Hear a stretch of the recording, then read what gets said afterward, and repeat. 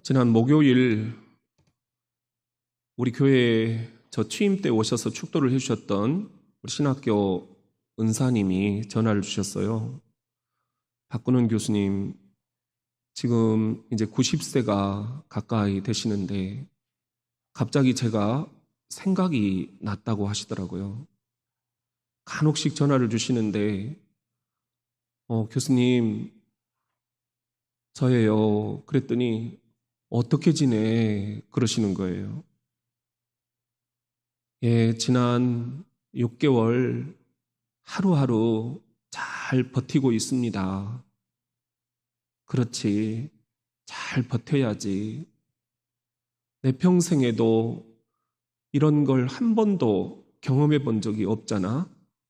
내가 평생 신학교에서 목회를 어떻게 할 것인가 가르쳐 왔는데, 교회의 역할, 교역을 어떻게 할 것인가 가르쳐 왔는데, 이제 신목사에게 내가 어떻게 하라고 이야기를 해야 될지 모르겠어.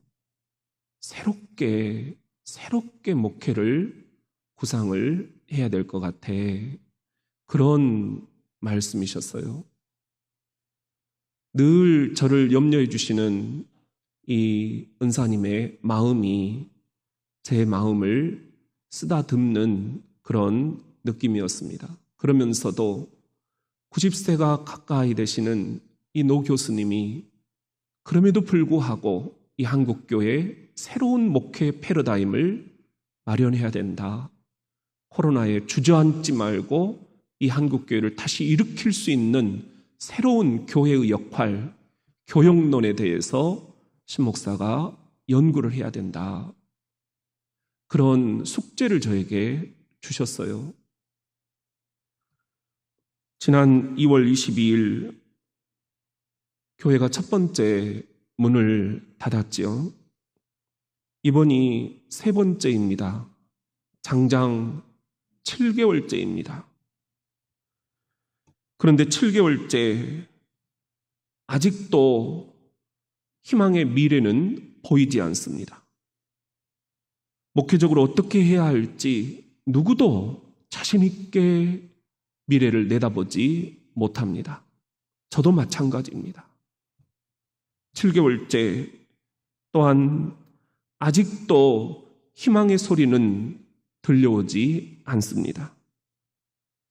백신이나 치료제 뿐만 아니라 우리 한국 교회의 현실, 우리 대전 장로교회의 장래, 그 어떤 희망의 소리도 누구도 자신 있게 들었다 말하지 못합니다.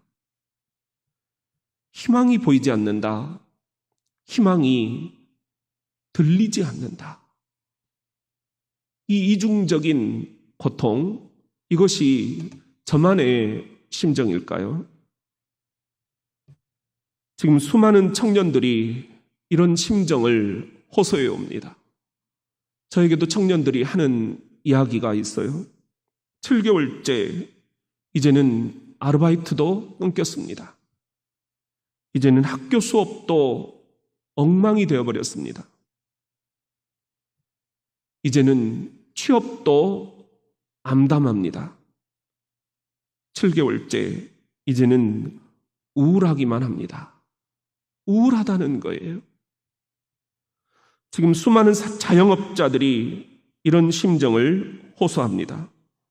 7개월째 이제는 한계에 다다랐다. 이제는 폐업을 생각한다.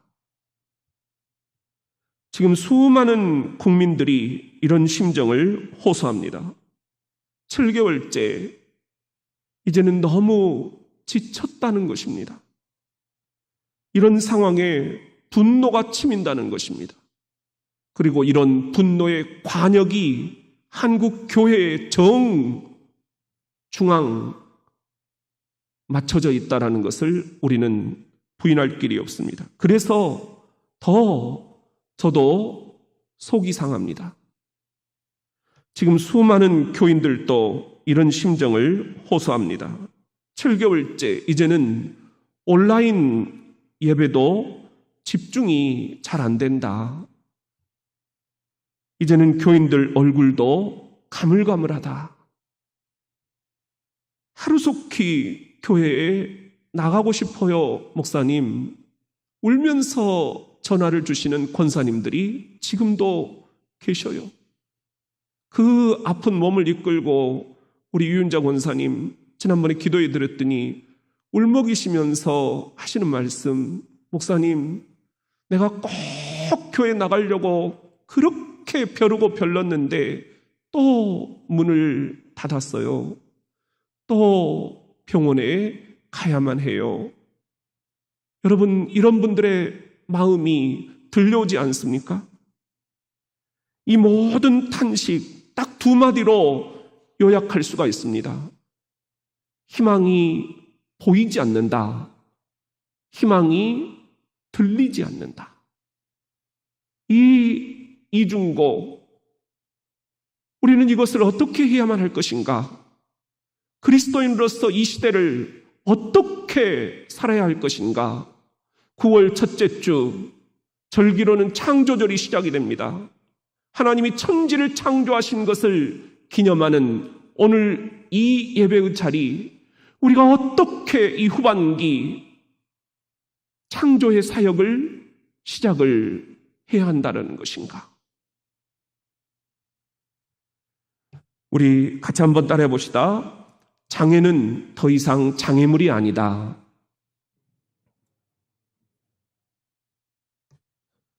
레위기 19장 14절에 보면은 귀가 들리지 않는 사람이라고 해서 함부로 악담하지 말아라. 또 눈이 보이지 않는 사람 앞에 장애물을 놓지 말아라. 너희는 나 여호와 무서운 줄을 알아야 한다. 나는 여호와이다. 놀랍게도 이 성경 말씀에 귀가 들리지 않는 사람, 눈이 보이지 않는 사람, 우리가 지금 영적으로 탄식하고 있는 내 영혼에 희망이 들리지 않습니다, 주님. 내 영혼에 희망이 보이지 않습니다, 주님. 이 장애물을 어떻게 넘어가야 한다는 말입니까? 성경에 이 말씀이 기록이 되어 있는 거예요. 분명 들리지 않고 보이지 않는다. 중복장애.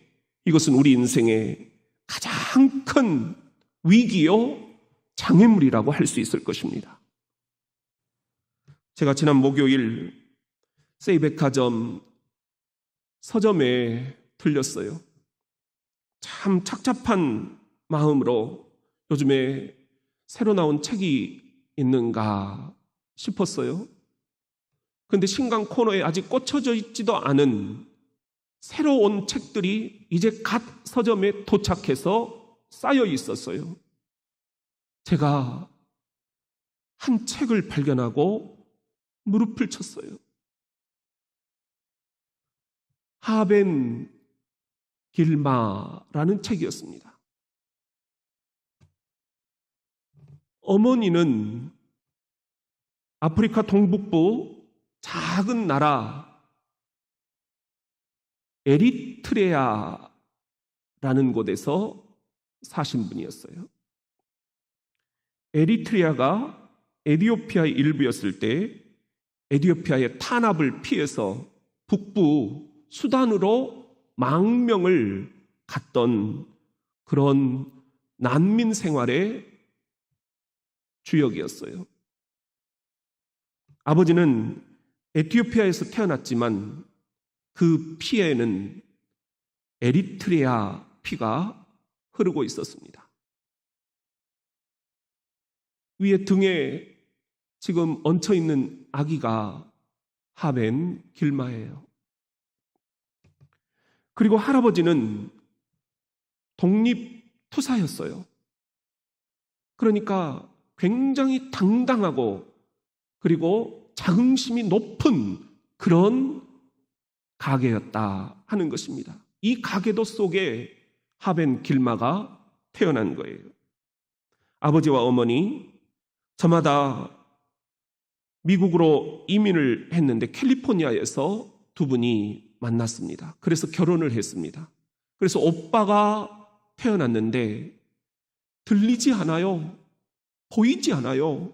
중복 장애였던 거예요. 그런데 어떻게 키워야 될지 그 당시에는 방법이 없었어요. 두 번째, 더 큰 문제가 생겼습니다.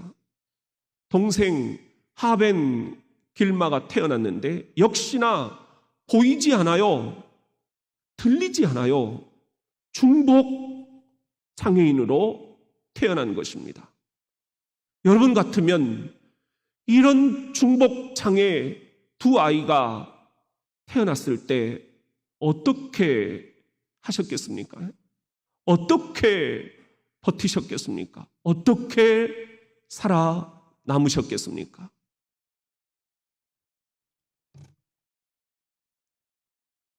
말이 중복장애지 우리는 가히 상상이 갑니다. 얼마나 많은 고통이 있었을까? 얼마나 많은 어려움들이 있었을까? 먹고 마시는 것, 눕고 일어서는 것, 그리고 주변의 따가운 시선, 그리고 자책감. Why me? 왜 나에게 이런 고통이, 왜 우리 가정에 이런 고통이, 왜 우리 자녀들에게 이런 이중적인 고통이, 아마 하나님께 원망도 많이 했을 것입니다. 저 같으면 심리적인 망가짐도 생각을 해볼 수 있을 것 같아요. 과연 내가 목사지만 우리 두 아이가 다 중복장애로 태어났을 때 내가 견딜 수 있었을까? 내가 과연 하나님께 뭐라고 기도라도 할 수 있었을까? 아마 기도도 나오지 않았을 것 같아요. 기도도 나오지 않았을 것 같아요.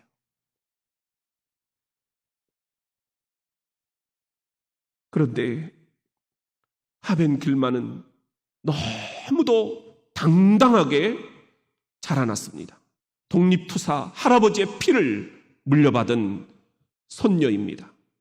어머니 아버지 그 갖은 고난의 민족, 난민 생활과 이민 생활을 이겨온 그 피를 물려받았습니다. 항상 밝게 웃는 이 소녀 하벤 길마, 갖은 고통을 이겨내고 마침내 이 하벤 길마가 하버드 대학교 최초의 로스쿨 입학 허가서를 받아냅니다.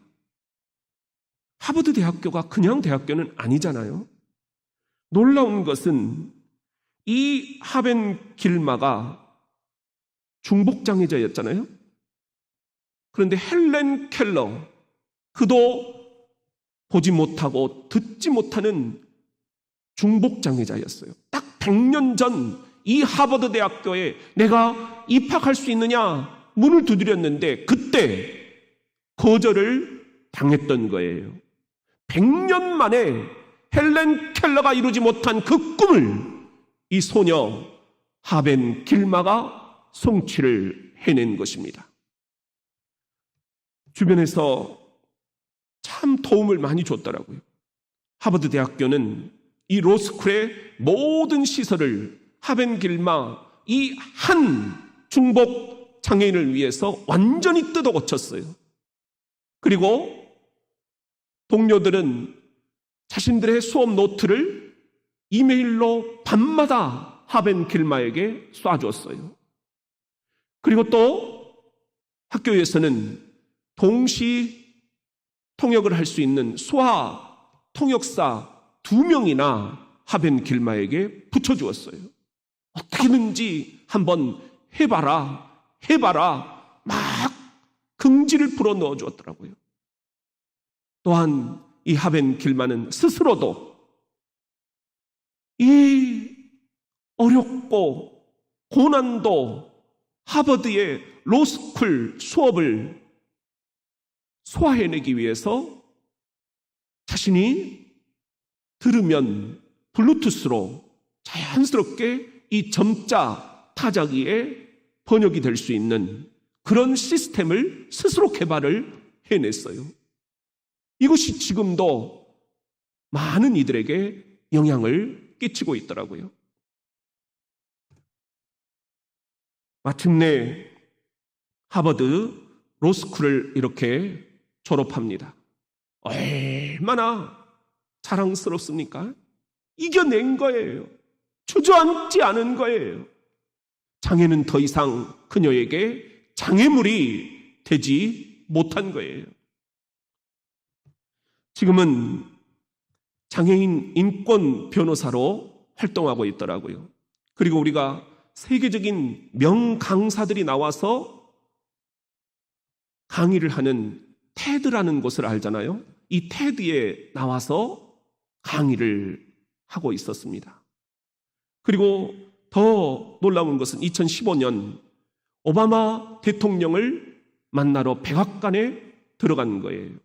이 오바마 대통령이 지금 이렇게 타자를 치면 이 하벤 길마가 직접 개발한 자신의 점자 타자기에 이것이 블루투스로 그대로 동시 통역이 되는 거예요. 그러면 이 하벤 길마가 그 오바마의 언어를 감지를 해낸 것입니다. 오바마가 뭐라고 그때 이렇게 타자를 쳤느냐 하면 들어보세요. 우리는 당신이 보여준 리더십을 무척이나 자랑스럽게 생각하고 있습니다. 당신 부친께서도 자랑스럽게 여기실 것입니다. 그러면서 포옹은 문자보다는 직접 해주고 싶다고 포옹을 해줘요. 그리고 이렇게 안아줘요. 여러분, 하벤 길마에게 장애는 더 이상 장애물이 아니었습니다. 오히려 하벤 길마는 이렇게 이 책에서 얘기를 합니다. 나에게 장애는 혁신의 기회였습니다. 변화의 기회였습니다. 사랑하는 성도 여러분, 하벤 길마처럼 지금 여러분도 희망이 보이지 않는다고요? 희망이 들리지 않는다고요? 중복 장애를 앓고 있다고요? 우리는 그러면 어떻게 해야 한다는 말입니까? 주님께서 우리에게 주시는 약속이 있습니다. 스가랴 4장 7절에 보면은 그러므로 아무리 어려운 장애물이라고 하여도 스룹바벨 앞을 가로막을 수 있는 것은 하나도 없다. 네 앞을 가로막을 수 있는 건 하나도 없다. 그 앞에서는 태산 줄령도 납작해질 것이다. 스룹바벨이 마침내 이 성전 건축을 완성할 때 사람들은 모두 하나님의 은혜에 감사를 드리며, 우리 한번 따라합시다. 모든 일이 은혜로만 성취되었다.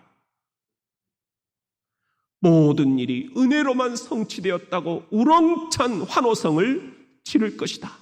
우리에게 이런 약속을 주님께서 주고 계시는 것입니다. 그렇다면 우리 이렇게 보이지 않고 들리지 않는 내 영혼의 중복장애, 이 희망이 보이지 않고 희망이 들리지 않는 이때에 우리의 행동 지침을 여러분에게 말씀을 드리고 싶습니다. 대전시청에서 행정명령을 내리잖아요. 교회는 폐쇄해라. 이제 오늘까지였는데 한 주 더 연장해서 다음 주까지 교회를 비대면 예배로 드려달라. 행정명령을 우리들에게 내리잖아요. 여러분, 대전시청의 행정명령보다 훨씬 더 우리에게 중요한 명령이 있습니다. 하나님의 명령입니다. 하나님의 행정명령은 무엇인지 아십니까? 이사야 58장 13절부터입니다. 여호와께서 말씀하신다. 너희는 안식일을 나의 거룩한 날로 지켜라. 코로나19라고 해서 주저앉지 말고 안식일에도 너희의 용건에 따라서 여행을 하거나 무슨 일을 함으로써 나의 거룩한 날을 너희의 날로 쓰지 말아라. 우리 명심해야 되겠습니다. 안식일에는 너희가 다니고 싶은 곳으로 다니지도 말고 너희가 원하는 일도 하지 말고 쓸데없는 말을 짓거리지도 말아라. 오직 그날을 기쁜 날로 여기며 나 여호와의 거룩한 날로만 지켜라. 그러면 약속이 있어요. 내가 직접 너희에게 뭘 주겠다? 참된 기쁨을 주겠다. 우리가 잃어버린 이 코로나 시대에 참된 기쁨을 회복시켜 주시겠다는 거예요. 그리고 너희의 모든 장애물을 내가 세상에서, 이 코로나 세상에서 제거하여 주겠다. 그래서 내가 너희 조상 야곱에게 준 땅의 열매를 너희가 먹고 살 수 있도록 하겠다. 여호와께서 직접 하신 말씀이다. 이 코로나의 장애물을 우리가 어떻게 이겨낼 것인가? 하벤 길마, 그녀에게 장애는 더 이상 장애물이 아니었듯이 우리 하나님의 백성들에게는 천지를 창조하신 창조주 하나님을 믿는 저와 여러분에게는 주일을 지키는 것, 주일, 주님의 날, 거룩한 날로 지키는 것, 그것이 성전이든지 가정이든지 언제 어디서 무엇을 하고 있든지 내가 있는 자리에서 주일, 주님께 온전히 시선을 주목하는 것, 우리가 주일을 성수한다 그러잖아요. 거룩히 지킨다는 거잖아요. 이 신앙의 전승을 자녀들에게 보여줍시다. 엄마 아빠가 힘들고 엄마 아빠가 보이지 않고 들리지 않을 때 주저앉고 말았다, 이런 신앙이 아니라 그런 때일수록 우리 엄마 아빠는 하나님께 나아갔다, 주일을 온전히 하나님께 지켰다, 이런 신앙의 전승을 물려줄 수 있는 우리 이 가을 창조절이 될 수 있기를 예수님의 이름으로 축원합니다. 우리 같이 한번 따라합시다. 매일 밤 울더라도 계속 가야 한다. 하벤 길머, 그녀에게는 어린 시절부터 무수히 많은 고난이 있었어요. 그 말도 못하는 거잖아요. 한 아이도 그런데 두 아이, 한 장애도 그런데 두 가지 중복장애, 들리지 않는다, 보이지 않는다. 여기서 이대로 주저앉고 말 것인가? 이 하벤 길마, 그녀에게 결단의 순간이 왔습니다.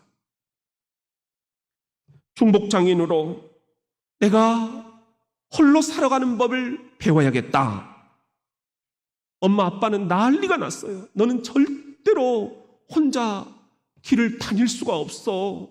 혼자 학교에 다닐 수가 없어. 엄마 아빠의 손이 필요해. 그런데 그때 하벤 길마 당당히 홀로 서기를 결단합니다. 그리고는 제일 처음에 했던 게 루이지애나 시각장애인 센터에 등록하는 것이었어요.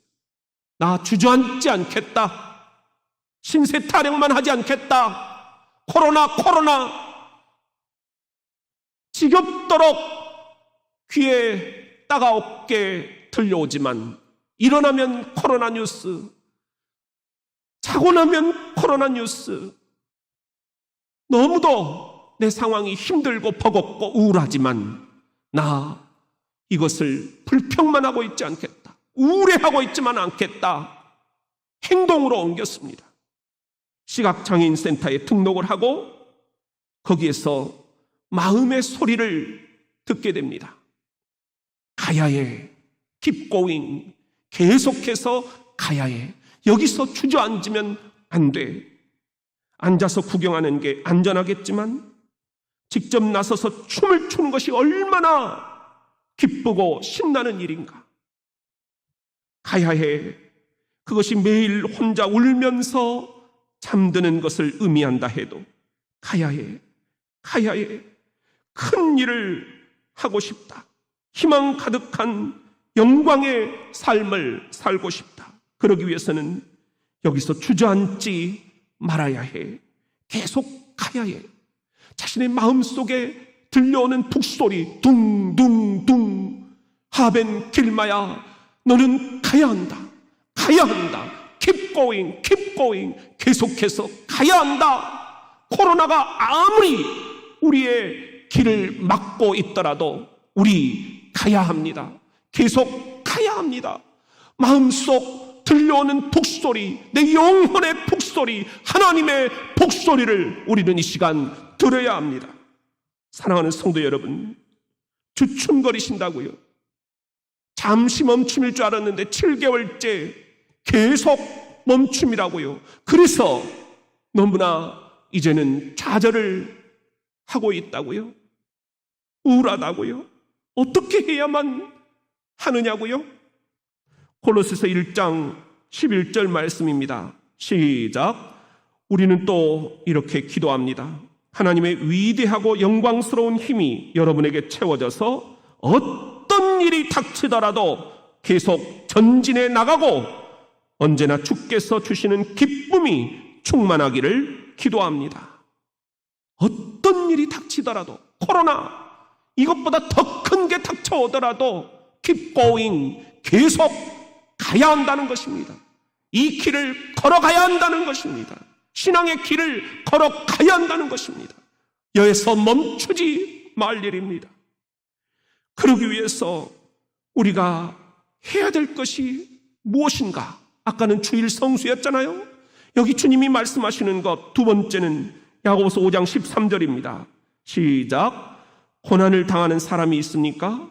그렇거든 그 문제를 가지고 계속 하나님께 기도하십시오. 감사할 일이 있습니까? 그렇거든 주님을 찬양하십시오. 이 코로나 상황에서 우리가 쉬지 말아야 할 것, 계속해야 될 것, 그것은 기도라는 것입니다. 이 문제를 가지고 주님 앞으로 나오라는 것입니다. 주님, 너무 힘듭니다. 너무 위축됩니다. 너무 우울합니다. 너무 속이 상합니다. 너무 눈물이 납니다. 밤에 베갯잎을 눈물로 범벅이 되더라도 우리 계속 갑시다. 계속 갑시다. 주님이 우리의 마음의 북소리를 지금 두드리고 있습니다. 너는 가야 한다. 이 길을 가야 한다. 우리 세 번째로 한번 따라해 봅시다. 나에게는 안내견이 있다. 지난 총선에서 김예지라는 분이 당선이 되었잖아요. 그때 우리가 주목했던 것이 이 장애인 국회의원의 안내견이었어요. 이 안내견을 데리고 국회에 들어오도록 허락할 것인가? 여야가 지금 얼마나 많이 분열이 되어 있습니까? 사사건건 얼마나 많이 싸웁니까? 그런데 이 국회의원 김예지 장애인 국회의원에게 안내견을 데리고 들어올 수 있도록 해주자. 만장일치로 합의를 보더라고요. 이거예요. 우리 국민들이 국회의원들에게 기대하는 것은 이런 거예요. 제가 이 선천성 망막 색소 변성증을 알고 있는 이 김예지 국회의원이 TV에 나와서 그때의 그 심정을 얘기하는 것을 들었어요. 자기는 피아노 치는 사람이래요. 정치는 하나도 모른대요. 그런데 소망이 있다면 이렇게 여야가 합의해서 안내견을 데리고 올 수 있도록 해줬는데 이 국회의원 시절 결코 허투루 쓰고 싶지 않다. 장애인의 인권을 위해서 그리고 모든 사람들의 행복을 위해서 내가 잘 봉사하고 나는 다시 내 본연의 업무 피아노 연주자로 돌아가고 싶다. 그런 이야기를 하더라고요. 이번에 하벤 길마 이 책을 제가 아주 속독을 했어요. 유심히 관찰했던 것도 곁에 있는 안내견이었어요. 이 하벤 길마 이번에 하버드 로스쿨을 졸업한 아까 그 사진을 다시 한번 보시면은 그 하버드 로스쿨을 졸업할 때도 안내견이 옆에 안내를 해주고 있어요. 절대로 혼자 일어선 게 아니에요. 안내가 필요하다는 것입니다. 근데 제가 이번에 놀랍게 통찰한 게 있어요. 우리는 안내한다 그러면 길을 안내해 준다 이렇게 생각을 하잖아요. 그런데 이런 안내견들은 반려견과 다르다는 거예요. 그래서 우리가 옆에 장애인이 안내견의 안내를 따라 가고 있을 때 애한테 머리를 쓰다듬어 주면 큰일 난다는 거예요. 과자를 줘도 큰일 난다는 거예요. 그러면 이 안내견이 순간 그 만져주는 사람에게 가버리고 줄을 잡고 있는 장애인이 중심을 놓치고 넘어지거나 아주 위태로운 상황이 생긴다는 거예요. 그렇게 해서 사고가 많이 일어난대요. 우리가 이것도 알아야겠더라고요. 비장애인으로서 장애인의 이런 고충을 알아야겠더라고요. 그러면서 이분들이 얘기한 게 있어요. 안내견이다 하는 것은 이렇게 길을 안내준다라는 의미보다는 눈 역할을 한다는 거예요. 눈. 그래서 안내견 이 말은 한자말로 이렇게 길 안내 아니라 눈 안내 이렇게 쓰는 것이 더 맞지 않느냐. 이건 제가 그냥 생각을 해본 거예요. 아, 그렇구나. 여러분, 이 코로나 시대에 하벤킬마처럼 우리도 중복장애를 앓고 있습니다. 희망이 보이지 않습니다. 희망이 들리지 않습니다. 우리는 어디서 우리의 길 안내를 받아야 할 것인가? 갈라디아서 5장 16절에 보면은 여러분에게 권합니다. 오직 성령께서 인도하는 대로만 따르십시오. 성령이 안내견이시라는 거예요. 성령께서는 여러분이 어디로 가야 할지 또 무엇을 해야 할지를 가르쳐 주실 것입니다. 성령께서 안내견처럼 인도하는 대로만 따라 살면 이 코로나 시대 여러분은 육체의 정욕에 끌려다니는 것 따위는 하지 않게 될 것입니다. 우리는 성령께서 바라는 것과는 정반대로 악한 일 하기를 좋아하는 본성을 지니고 있습니다. 그러므로 이 코로나 시대 후반기 성령께서 인도하는 길을 따라 살며 선한 일을 하고자 하는 마음은 우리의 본성의 욕망과는 정반대의 것입니다. 우리 속에 있는 이 두 힘은 서로 우리를 마음대로 조종하려고 끊임없이 싸우고 있습니다. 이 두 마리의 개가 싸우고 있다는 거예요. 그리고 우리는 양쪽 틈에 끼어서 자유롭게 원하는 대로 할 수가 없습니다. 성령께서 안내하시는 이 길로 갈 것인가? 악령이 우리를 유혹하는 대로 갈 것인가? 어느 안내견을 따를 것인가? 우리는 오늘 또 선택해야 한다라는 것입니다. 여러분, 코로나, 이 9월, 이 창조절, 이 후반기 어떻게 선택을 하시겠습니까? 성령의 안내견을 따르시겠습니까? 악령의 안내견을 따르시겠습니까?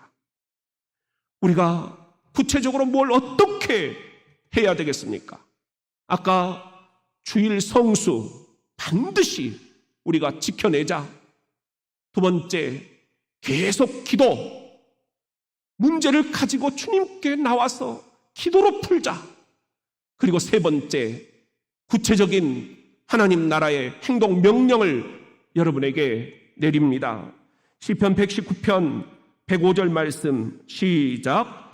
주의 말씀은 나를 안내하는 등불이며 내 길을 비춰주는 것입니다. 내 안내하는 등불은 뭐라고요? 주의 말씀. 이 말씀으로 우리가 이 후반기를 시작을 해야 한다라는 것입니다. 그래야 악령에 사로잡히지 않는다는 것입니다. 그래야 우리가 주저앉지 않는다는 것입니다. 그래야 우리가 장애는 더 이상 장애물이 아닐 수 있다라는 것입니다. 코로나 7개월, 그 어느 때보다 심리 방역이 중요하다. 그렇게 전문가들이 얘기를 합니다. 그래서 오늘부터 우리는 우리 그리스도인들의 마음의 방역, 심리 방역을 어떻게 할 것인가 우리가 함께 시리즈로 살펴보고자 합니다. 그래서 우리가 만든 현수막도 예방수칙, 예수가 우리의 예방수칙의 핵심이 되어야 한다라는 것입니다.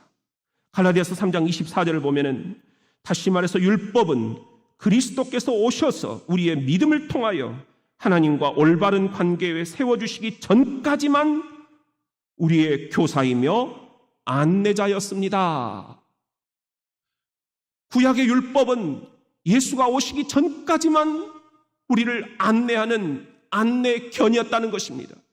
이제 예수가 오셨습니다. 예수가 우리에게 오신 이후로 우리의 안내자는 우리를 위해서 죽으시고 우리를 위해서 다시 사신 예수 그리스도입니다. 그러므로 이 코로나 우리들의 예방수칙의 핵심은 뭐라고요? 예수라는 것입니다. 예수의 이름으로 이 후반기 사역을 시작해야 되지 않겠습니까? 창조절, 천지를 지으신 창조주 하나님, 그분이 여러분과 함께 하십니다. 이 후반기, 이 코로나, 아무리 어려운 장애가 우리 앞에 있다 하지라도 내 영혼 희망이 보이지 않고 내 영혼 희망이 들리지 않는다 하더라도 예수만 붙잡고 재창조의 시간들을 시작하는 저와 여러분이 되기를 예수님의 이름으로 축원합니다.